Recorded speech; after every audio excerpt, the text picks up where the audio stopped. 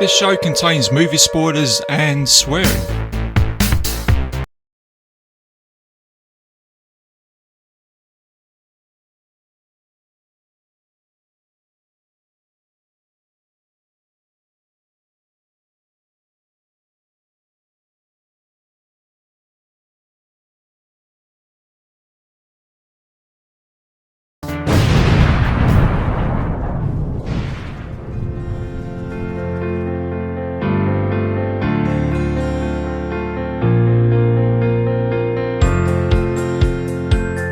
Hello and welcome back to another episode of Bitesize Cinema. I'm your host RJ McCready, and for this episode I'm going to be taking you guys back to the year in 2002 to look at Hugh Grant's About a Boy. So let's play you a trailer and I'll see you soon. You're breaking up with me, you Useless, self-centered, superficial loser. I like to think I was pretty cool.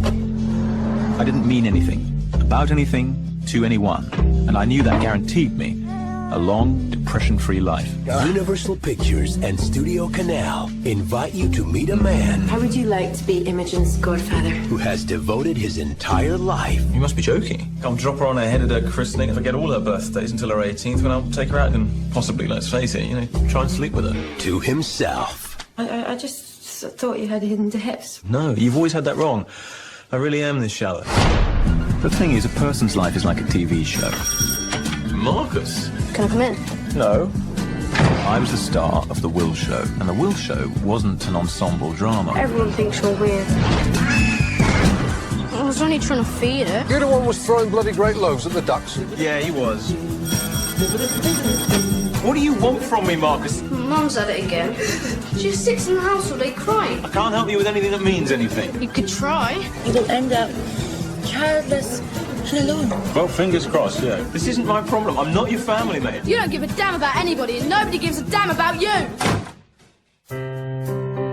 From the producers of Meet the Parents and the makers of Notting Hill and Bridget Jones's Diary. Alone, bad, friend, good. Comes a story about how much more you can get out of life This crying in the morning thing is depression, Let's get that fixed. when you let other people in. It must look very confusing from the outside. Tell me how it is on the inside. I want to go out with her, okay? I'd like her to be my girlfriend. There, I've said it. Oh, brilliant! He fancies you. He told me. Oh, don't worry.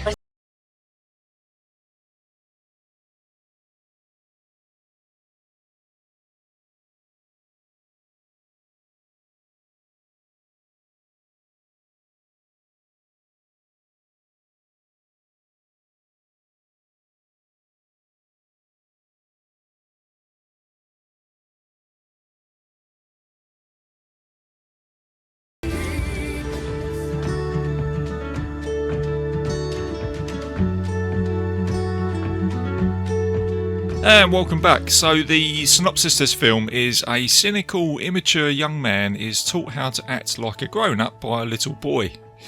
It's got a 141-minute runtime. It came out in 2002. It's got 7.1 on IMDb, which isn't too bad. And it's starring Hugh Grant as Will Freeman, Nicholas Hoult as Marcus Brewer, Toni Collette as Fiona, Natalie Tina as Ellie, and Rachel Wise as Rachel. It was directed by Chris Weitz and Paul Weitz, so it was a joint effort. These directors have been involved with films as The Golden Compass, and Chris Weitz was the writer of the Star Wars entry. It's a good film, is Rogue One. And Paul Weitz also directed the teen American sex comedy, which is American Pie.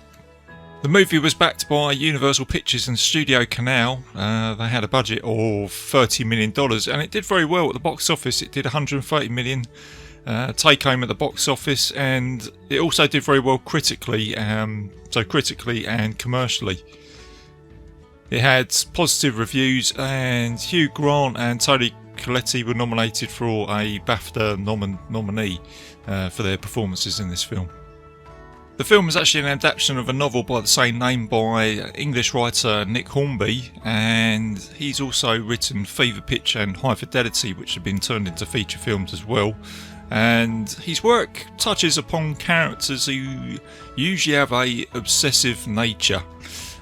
So with Fever Pitch you have sport and High Fidelity with music, and I suppose you could say the same with this novel about a boy where I suppose you could say the protagonist in this movie just wants to sort of stay by himself, so he kind of has a kind of obsessive nature with that. So that's the theme that goes on in these novels. About Boy actually sold more than 5 million copies, so it's not doing too bad. It did very well as a book and also as a feature film. The other thing to mention here is the actual music in this film. I think the music in this is really, really good. I think it's brilliant. It's very much for the time. In the early 2000s, it's an indie folk rock type music by a band called Badly Drawn Boy. I think they had a hit with this. I actually bought their album, and it's really good. It's one of those albums where I listen to every track, and every track is really good, and it goes very well with this movie. And the other thing to mention here, well, I mentioned going back to the early 2000s, is around about that time, early 2000s, late 90s, you had romantic comedies which were doing really well at the cinema. You had the hit Four Weddings and a Funeral, which really opened the door up to this, and it also stars Hugh Grant, who was kind of like the romantic comedy sort of main guy. He then went on to go and do Notting Hill, which was a massive hit, and then you had Bridget Jones's Diary. Then after this you had Love Actually. So there were these films that are really doing well, romantic comedies. Some people call them chick flicks, I'll get back to that in a minute. But the thing that I feel that is different between Four Weddings, Notting Hill, Bridget Jones, Love Actually, with About Boys, the theme here is this is about a friendship more than a relationship between a man and a woman, which is in the other films. And it's got a sort of father and son vibe about it, and it's about two characters that come together from different worlds to help each other out, and they don't think that they're going to be compatible with each other, and they are in the end, which is what I really like about this film, and it's kind of what took me from the beginning. And I suppose I was drawn in, and I think a lot of people said this, where you saw Hugh Grant in Four Weddings and Notting Hill, and Bridget Jones' Diary. I'm sure Bridget Jones came out before this, or it might have came out after. But you looked at Hugh Grant at that time, and when I saw him on the poster outside the cinema, I looked at it. I thought, oh, this is another romantic comedy, because I didn't read the novel before I saw the movie. And then when I watched the film, and I was immediately hooked, because it just felt like Hugh Grant was playing somebody different, you know, somebody a little bit, how do I explain this? Somebody, I guess he's selfish in this movie in some ways, and I suppose when the movie starts, he's in his flat, he's in his apartment, and he says that no man is an island. And then he's saying, well, that's not true, because I think I am an island. I think I'm Ibiza, and in the modern day times, I can live in a flat and I can seclude myself from the world. And it's almost like he's saying that is his island, and he can row to shore to buy some supplies. But instead of being on a desert island where you've got to go and get food and water, he's going down to HMV to buy himself a CD. And you know, CD, that's the other thing. What's different is it came out in 2002, so it's just on that sort of border of you know, internet, social media. You don't really see many telephones in this film. Telephones are there, but it's not the big deal, which is kind of nice in a way. You know, that's not the main theme. But yeah, he's on this island, and he treats what he does throughout the day as units. So one unit for going to HMV to buy a CD, or one unit to go and play some snooker, or go and have his hair done and get some lunch. And you know, I suppose in some ways he's living this ideal life, and that's what I like about this film. The premise for this film is it felt like something that I'd never really seen before, but when I was watching it for the first time I was thinking, oh, what a great idea. And in this case, in cinema, for Hugh Grant at the time, I think what's clever here, I think a film like Notting Hill actually makes Hugh Grant play this film better, because going back to Notting Hill, I think that's a really good film, and it's one of those films where on the outset, I said this before, there was this phrase that we use, chick flick. Lots of women love these romantic comedies, but with Notting Hill, I think it really reached out to everybody. I think it was a nice film for couples to go and watch, and everybody kind of got it. And Hugh Grant's character in that film is very sort of likeable, he's lovable, he's bumbling along with his life, and he's so genuine when he sort of puts himself in the world of Hollywood when he meets Julia Roberts, that everybody's rooting for him. And it's a nice build up of character, and it's a real feel good film. And the other thing with these types of movies is that they feel real, when there's something for everybody. So when you're watching it, you may not relate to the main character, but there's other characters on the outset which are funny, and they're real, and they're dealing with everyday problems, and it's relatable, and by the end of the film you come out and you feel good about it.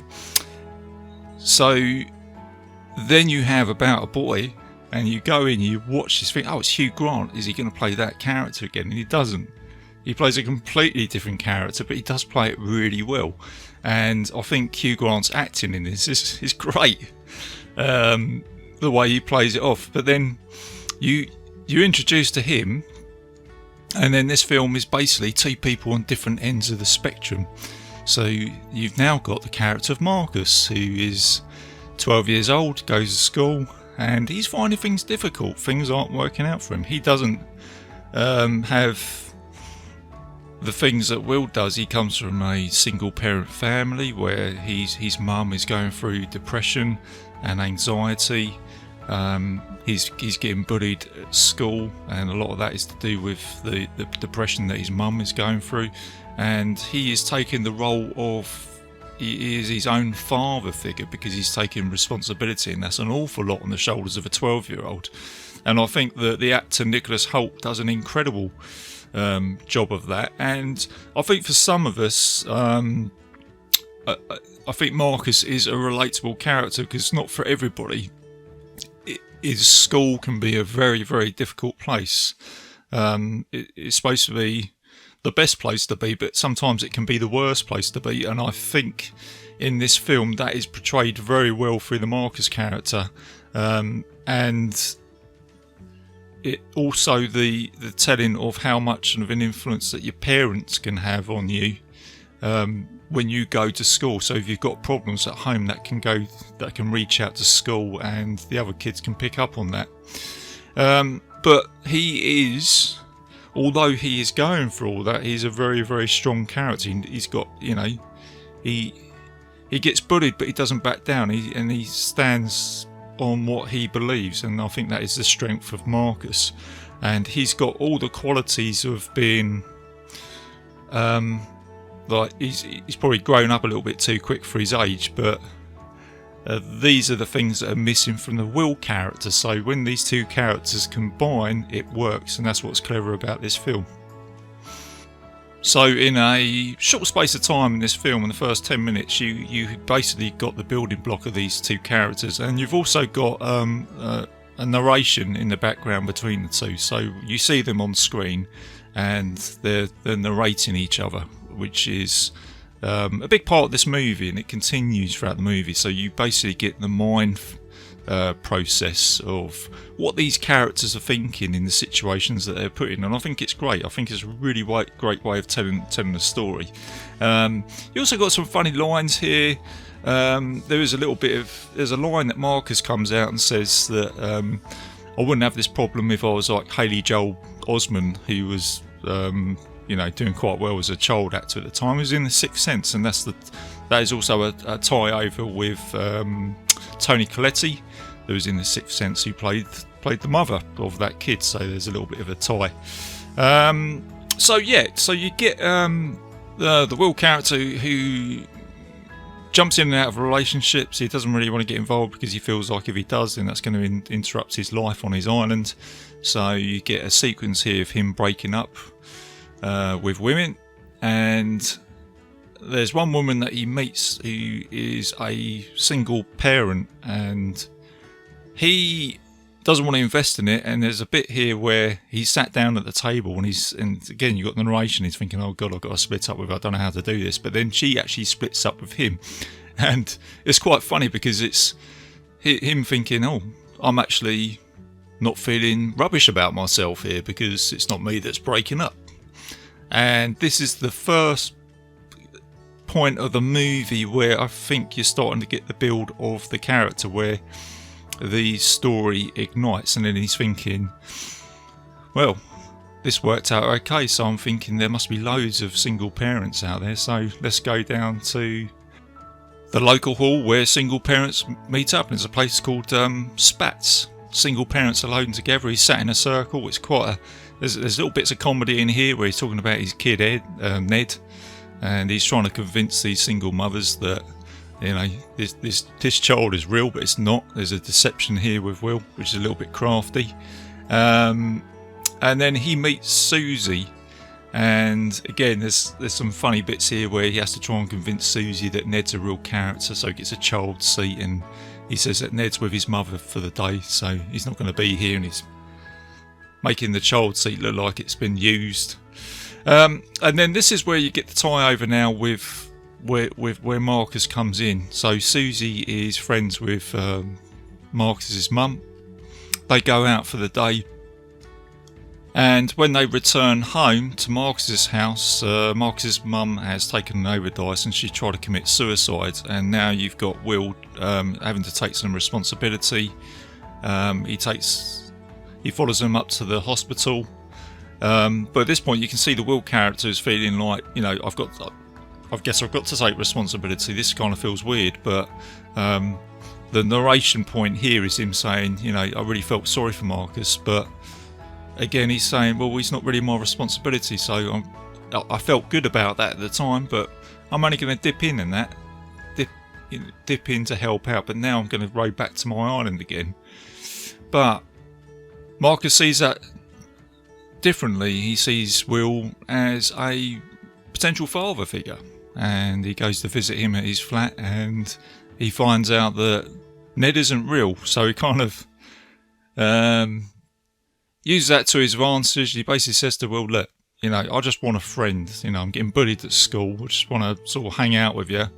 And each day from there onwards, Marcus comes round. At first, Will's under a bit of duress. He's thinking, oh no. But over time, this is quite a nice sequence. They're watching Countdown together, and it's shot after shot where at first the doorbell rings and then Will opens it up, but then over the course of time, Will just opens the door at the same time. They're sat down, and there's a really nice moment here where they're just sat on the sofa watching some TV, and then Marcus picks up a little wedge of orange and then just passes it over to Will, and then Will just laughs, and it's just a really nice moment. You can see that they're just having fun. So over the time, Will tries to install confidence into Marcus, and he finds out that he's getting bullied at school. So the way Will thinks he's going to deal with this is by buying him trainers, which is going to be the cool thing to do, which is the thing that he does, and he thinks that's going to be alright. Marcus goes to school with his trainers, and then he gets them taken away from him, and he comes home and he's crying.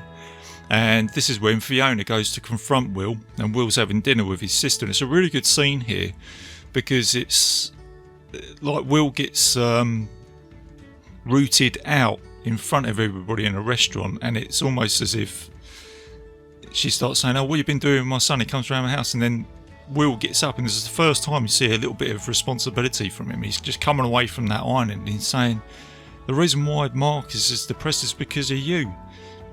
He's basically carrying all that weight on his shoulder when he goes to school. And then at that point, the same thing here. It's like a triangle effect. It's also Fiona that doesn't realise this either, his mum. And then Will just does the thing that, you know, as if he rows away from this island, but then he goes back to it because he's thinking, you know what, it's not my problem. You know, I'm not related to you.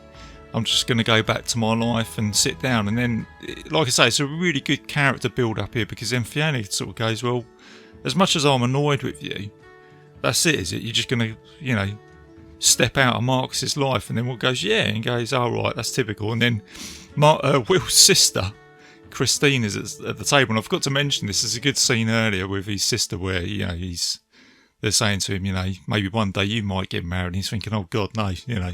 But obviously his sister can relate to Fiona and say, yeah, absolutely, I've been trying to tell Will this for years. And it's good, because then Fiona says, well, no, you can't walk out of Marcus's life, he's your friend, you know. And then this is how I see the next level for Will, because then he gets invited over to Fiona and Marcus's for Christmas. Again, you get to meet Marcus's dad, who's a bit of a drip, you know, doesn't really know how to put two words together. But at the same time, it's nice because Will's sat at the table, they're enjoying Christmas dinner together, and he's having fun, and he's surprised himself as a person. You get that narration again of him saying, you know, here I am at the table and I'm actually enjoying myself. And then it goes on to hit Will going to a New Year's Eve party, and then this is where you're introduced to Rachel Weisz, who plays Rachel. And this is a great scene with the whole building block that you've had of the film of Will, where he's just completely cut ties with life, but then Marcus has come into his life. You now get him sitting down and having a very uncomfortable conversation with Rachel, because he's actually interested in her, and he's actually met someone who he thinks that he'd quite like to have a relationship with. But as soon as she starts asking him, well, you know, what do you do? And he's trying to avoid the conversation. He actually goes, well, I don't actually do anything, you know. My dad wrote a song many years ago, and I live on the royalties, you know, the Santa Super Sleigh song, which I haven't mentioned yet. But then all of a sudden it's like he then goes, well, actually no, he then tells her that Marcus is his son. And now you get this scene now where he actually has to go to Marcus and say, look mate, I need your help. And it's a great scene, because it's like, it's now Will that's gone from secluding himself to actually thinking, I need this kid's help to help me out, because I've met someone actually who want to have a relationship, and they have this talk. And Marcus again is this scene where they're at the zoo together, discussing this plan. Marcus is actually being the parent in this scene, saying, well, why can't you just tell her the truth? And why are you beating around the bush? And then Will's trying to explain, well, you know, I can't, because I want to, you know, I just want to try and sort of etch this plan out. So then he goes over to Rachel's house. Marcus meets Rachel's son, who's very sort of standoffish. He says he knows him from school.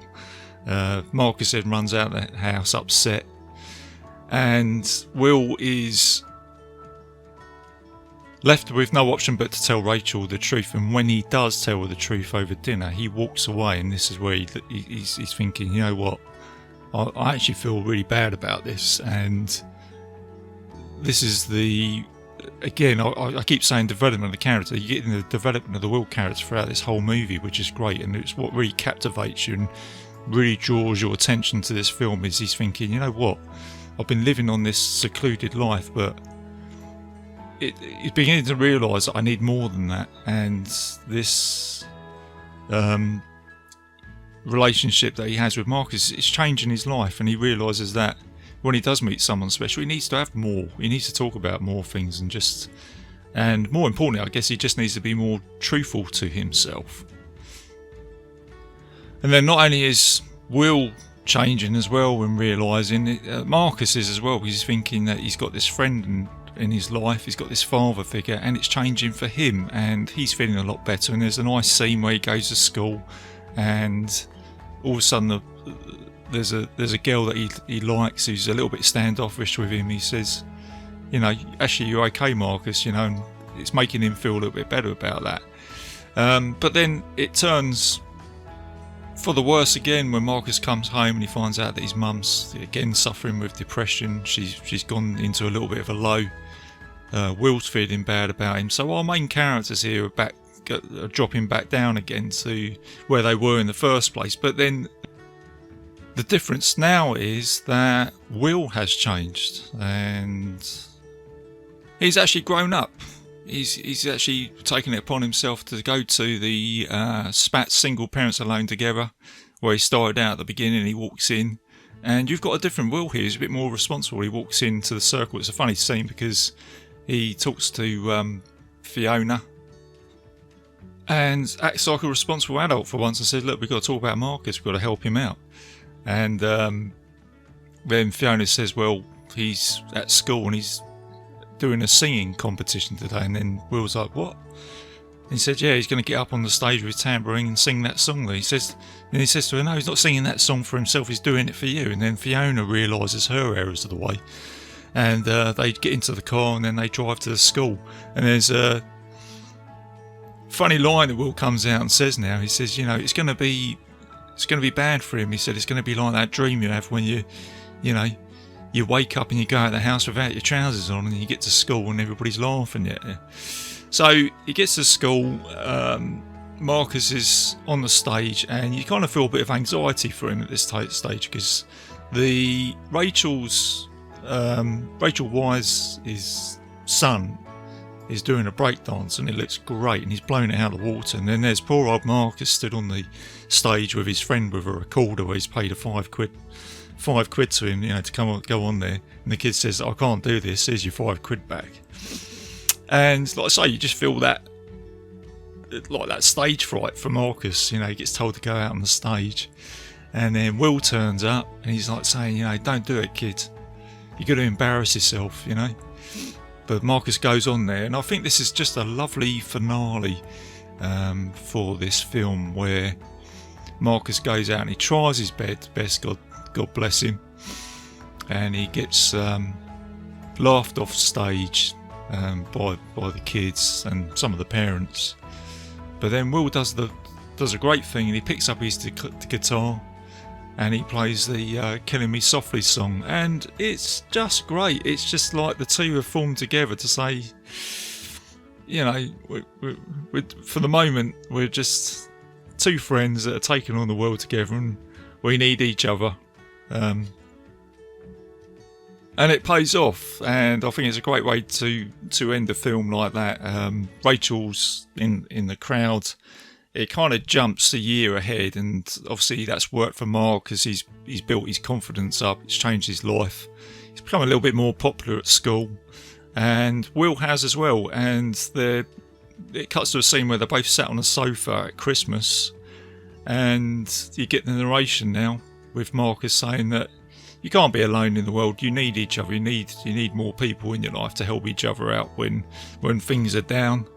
And because Will's taken that bit more responsibility, things have opened up for him. Doors have opened up. He's in a nice relationship. He's got friendships, and he's realised that you can't be alone on this island because it's not a good place to be necessarily. And even the Rachel's son, he was a bit standoffish with Marcus. Actually says to Will, you're going to marry my mum. So yeah, it's a good story. It's got some really good social issues in there, which I would say most people can relate to, and that's what I like about this film. There's things that you can watch and think, yeah, but at the same time, it's done. It can go very sort of dark in places, but then there's a nice blend of comedy, and the actors in this are great. Fantastic performance by Hugh Grant. Toni Collette is just brilliant in everything that she does. She's doing really well with especially the horror themes at the moment. And Nicholas Hoult, I think he's progressed as an actor as well. So yeah, it's on the whole, and not to forget Rachel Weisz. I think this time she's just come off from doing The Mummy with Brendan Fraser, so big fan of that film. But she's good in whatever she does. So yeah, I can't compliment this film enough. It is just a good film, a solid movie. It feels real in places, and not to forget that brilliant soundtrack by Badly Drawn Boys. So again, it's the different tracks for the soundtrack from that album in this movie works really well for different scenes. So there's a song when Marcus turns up to Will's house earlier on in the movie, and there's a song in the background that just really works. It looks like there's Marcus is just walking towards the door, and it's that folk music of that dun dun dun dun dun dun. So yeah, it's good. So yeah, I can't compliment this film enough. It's for me, it's a little bit of lightning in the bottle. Every time I pick it up, I'm drawn to it. So yeah, you haven't seen it, go check it out. So there you go, guys. Hope you enjoyed the episode. Gonna close the show now, but before I do, as always, a little bit of admin for the show. I'm a proud member of the Legion Podcast Network, so please go and check out all the other shows on there, including my other podcast, which is the Mystery Vault podcast, where I talk about the unexplained and mysteries. You can find me on Facebook. That's where I'm most active, so let me know if there's any films that you want me to review. You can find Bitesize Cinema on Spotify, iTunes, YouTube, and several other players. If you type in Bitesize Cinema Podcast into Google, it will take you somewhere where you can listen to the show. And the next episodes that are coming up, I've got The Evil Dead 2 with a guest, Mark Ball, who's a fellow podcaster. Excited to talk to him about that film because I haven't had him on the show yet. And I'm sure along the way I will pick up a movie to do a solo review on, like I have done today. So yeah, that's it, guys. As always, keep it bite-sized.